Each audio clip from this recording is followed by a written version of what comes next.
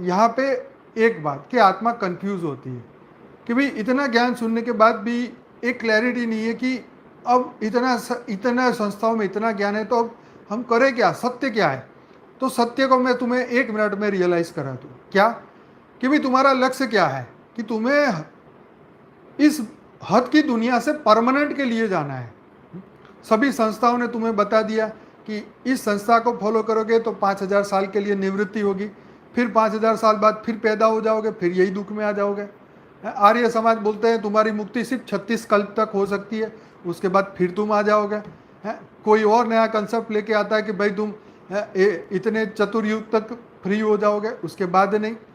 तो बापूजी बोलते हैं कि तुम्हें परमानेंट इन सभी चीज़ों से मुक्त होना है, क्योंकि जितने ब्रह्मांड है, बापूजी ने सब अपनी दिव्य दृष्टि से बताया कि अनंत ब्रह्मांडों में यही कहानी चल रही है। यहाँ से छूटोगे वहाँ जाओगे, वहाँ से जाओ वहाँ गए।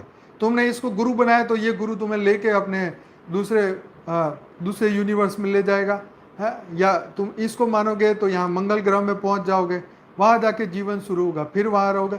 लेकिन तुम यहाँ से परमानेंट जाना चाहते हो, बेहद की दुनिया में, बेहद की कला के परम धाम जाना चाहते हो, तो तुम्हें इसको ही अंतिम और सत्य समझना होगा। इस ज्ञान के द्वारा आपको पता चलेगा, राइट। बाकी सबके मत है, उस मत को तुम सुन लो, समझ लो, लेकिन फाइनल चर्चा करो कि तुम्हें करना क्या है, तुम किसको सत्य मानते हो।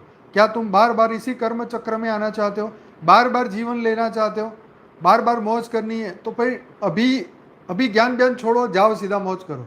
जिस दिन थक जाओ फिर ज्ञान सुनो, और फिर जब ज्ञान सुनो तो फिर उसके बाद दोबारा मत मुड़ना उधर उस दुनिया में झांकना मत, नहीं तो फिर ये जीवन मुक्त नहीं हो पाओगे। मुक्ति तो मिल जाएगी, मुक्ति पाना आसान है, लेकिन जीवन मुक्ति नहीं होगी।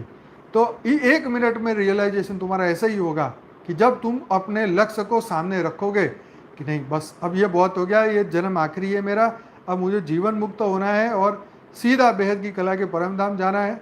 अब कोई जीवन नहीं चाहिए, अब स्वर्ग का सुख मिल जाए, इंद्र का पोस्ट मिले तो भी नहीं चाहिए,